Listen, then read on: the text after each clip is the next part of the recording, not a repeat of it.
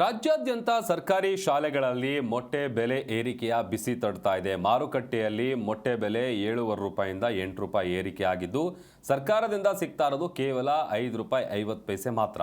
ಮುಖ್ಯ ಶಿಕ್ಷಕರಿಂದಲೇ ಹೆಚ್ಚುವರಿ ವೆಚ್ಚವನ್ನ ಭರಿಸಬೇಕಾದಂತ ಅನಿವಾರ್ಯತೆ ಎದುರಾಗಿದ್ದು, ಚಿಕ್ಕೋಡಿ ಉಪವಿಭಾಗದಲ್ಲಿ ದಿನಕ್ಕೆ ಅಂದಾಜು 8 ಲಕ್ಷದಷ್ಟು ಹಣ ಹೊರೆಯಾಗ್ತಾ ಇದೆ.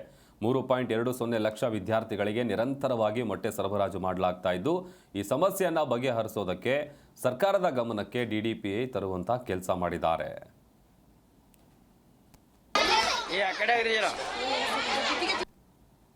ನಮ್ಮ ಚಿಕ್ಕೋಡಿ ಶೈಕ್ಷಣಿಕ ಜಿಲ್ಲೆಯಲ್ಲಿ ಸುಮಾರು 3,20,000 ಬಿಸಿ ಊಟದ ಫಲಾನುಭವಿಗಳು 1ರಿಂದ 10ನೇ ತರಗತಿವರೆಗೆ ಮಕ್ಕಳುಗಳು ಬಿಸಿ ಊಟ ಫಲಾನುಭವಿಗಳಾಗಿದ್ದಾರೆ. ತಾವಿಗೇನು ಪ್ರಶ್ನೆಯನ್ನು ಕೇಳ್ತಾ ಇದ್ದೀರಿ, ಮೊಟ್ಟೆ ರೇಟು, ಮೊಟ್ಟೆಗಳು ತಗೊಳ್ಳೋಂಥವ್ರಿಗೆ ಮೊಟ್ಟೆ, ಬಾಳೆಹಣ್ಣು ತಗೊಳ್ಳೋರಿಗೆ ಬಾಳೆಹಣ್ಣು, ಅದು ಅವ್ರಿಗೆ ಆಪ್ಷನಲ್ ಸರ್ಕಾರ ಬಿಟ್ಟಿದೆ. ಆ ಪ್ರಕಾರದಲ್ಲಿ ನಮ್ಮ ಮಕ್ಳಿಗೆ ಇಲ್ಲಿವರೆಗೂ ಕೊಟ್ಕೊಂಡು ಬರ್ತಾ ಇದ್ವಿ. ಆದರೆ ಈಗ ಮೊಟ್ಟೆ ರೇಟು ಮಾರ್ಕೆಟಲ್ಲಿ 7-7.5 ರೂಪಾಯಿಗಿಂತಲೂ ಜಾಸ್ತಿ ಆಗಿದೆ. ಅದು ಇಲಾಖೆ ಗಮನಕ್ಕೂ ಕೂಡ ಬಂದಿದೆ.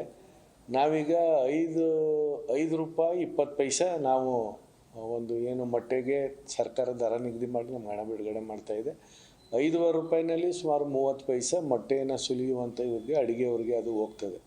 ಹಾಗಾಗಿ ಆ ದರದಲ್ಲಿ ಮೊಟ್ಟೆಯನ್ನು ಪೂರೈಕೆ ಮಾಡ್ತಾ ಭಾಳ ಕಷ್ಟ ಆಗ್ತಾಯಿದೆ ಅಂತ ಈಗಾಗಲೇ ಮುಖ್ಯ ಶಿಕ್ಷಕರ ಸಭೆಯಲ್ಲೂ ಕೂಡ ಹಲವಾರು ಮುಖ್ಯ ಶಿಕ್ಷಕರು ಕೂಡ ಹೇಳಿದ್ದಾರೆ. ನಾವು ಕೂಡ ಶಾಲೆಗಳಿಗೆ ಭೇಟಿ ಕೊಟ್ಟಾಗ ಈ ಸಮಸ್ಯೆನೇ ನಾವು ಗಮನಿಸಿದ್ದೀವಿ. ಬಟ್ ಮೊಟ್ಟೆ ರೇಟ್ ಜಾಸ್ತಿ ಆಗಿದೆ ಅನ್ನೋ ಕಾರಣಕ್ಕೋಸ್ಕರ ನಾವು ಬಾಳೆಹಣ್ಣಿಗೆ ಬದಲಾವಣೆ ಮಾಡ್ಕೊಳ್ಳೋದು ಕಷ್ಟ ಆಗ್ತದೆ. ಮಕ್ಕಳಿಗೆ ಪೌಷ್ಟಿಕಾಂಶಕ್ಕೆ ಮೊಟ್ಟೆ ಬೇಕು ಅಂತೇಳಿ ಈಗಾಗಲೇ ವೈಜ್ಞಾನಿಕವಾಗಿ ಸರ್ಕಾರ ತಿಳಿಸಿರೋದ್ರಿಂದ